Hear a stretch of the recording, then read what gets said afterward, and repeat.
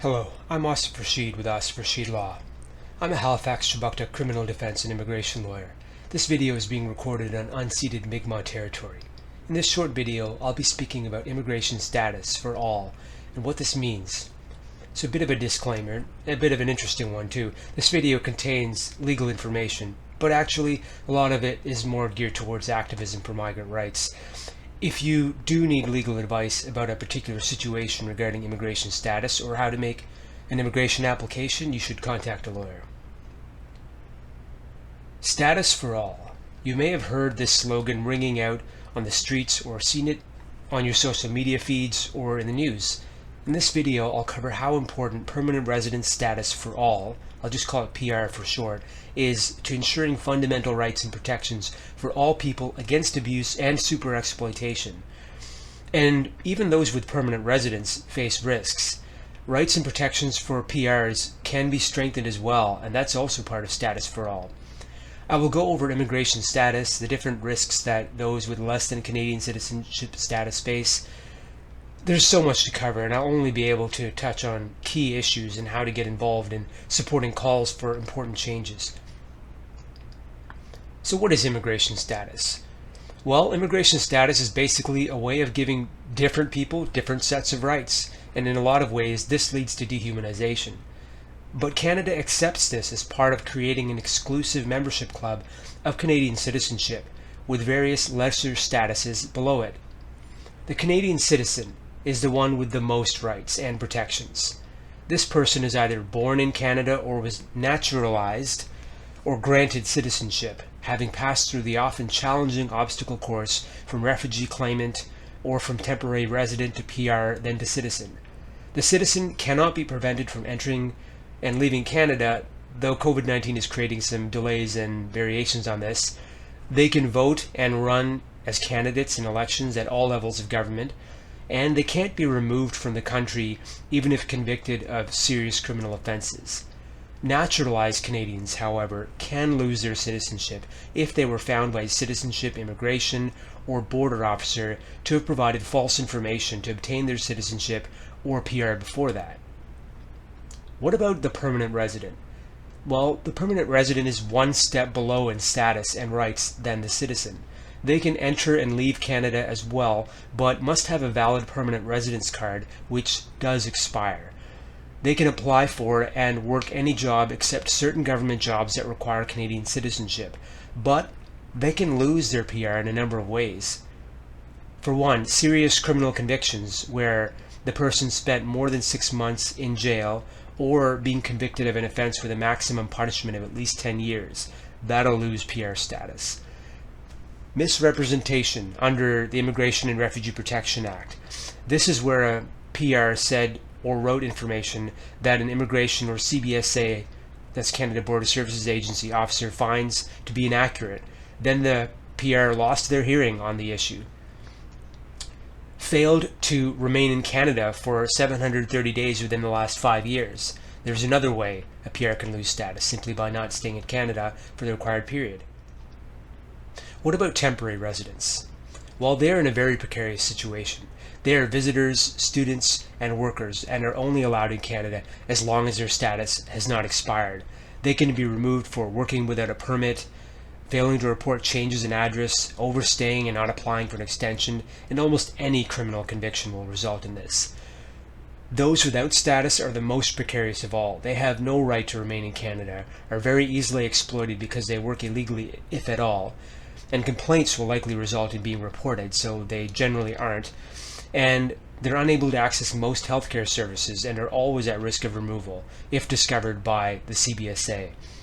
This large group, of which the total number is really unknown, has been estimated at anywhere between 200,000 to 500,000. They include failed refugee claimants who never left, those who overstayed visitor, work, or student visas and never left, those who lost their status due to immigration offenses and never left. All these challenges resulted in movements to create sanctuary cities where those without status could still access necessary services as much as possible. So temporary residents are the largest portion of migrants coming to Canada.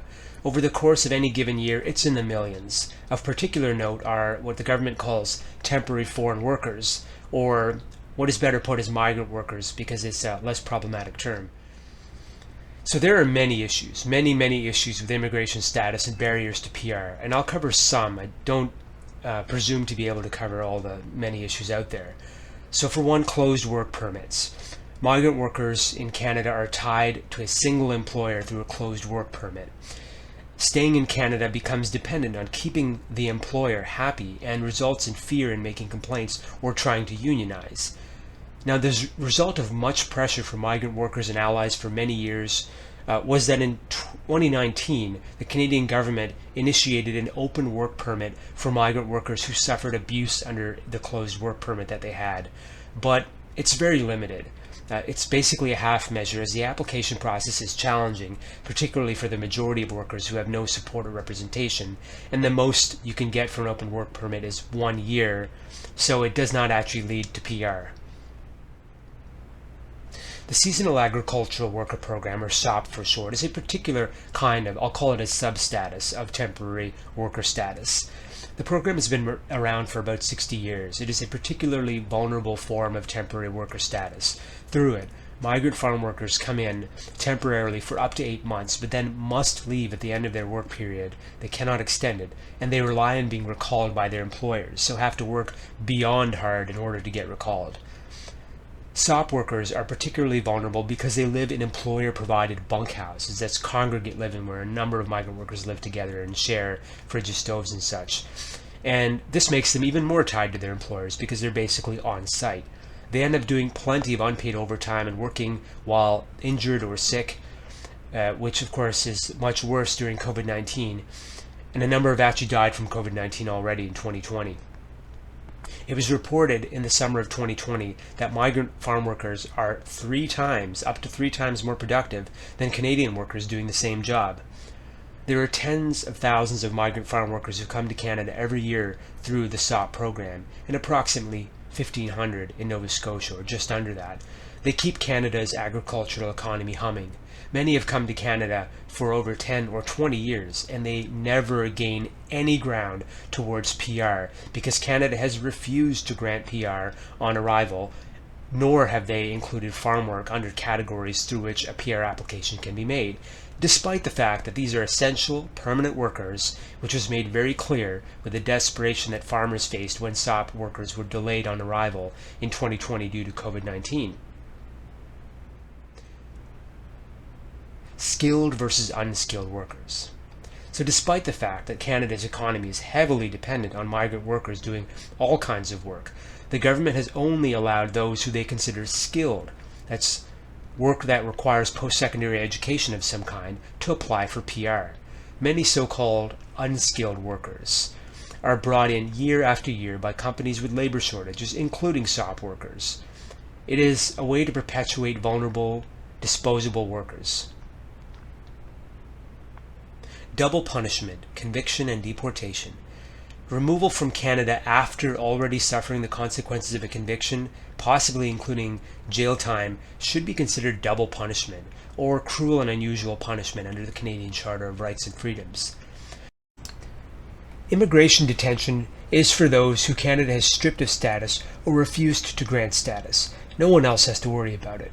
It's basically a creation based on immigration status. Every year, Canada detains thousands in immigration detention, hundreds at any given time, which has mostly been served in provincial jails.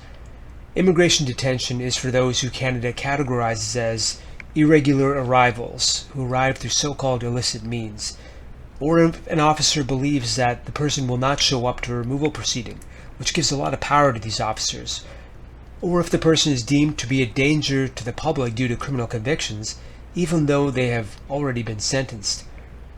Immigration detention is portrayed by the government as if it is non-punitive, which is another example of the dehumanization of non-status people. Jail is jail, and in fact, immigration detainees are regularly held in provincial remand facilities right by those convicted of or awaiting trial for very serious criminal offenses. As this video is being made, there are detainees right now on a hunger strike in the Laval Immigration Detention Center due to their conditions. Immigration detention is also indefinite. A detainee does not know when they will be released.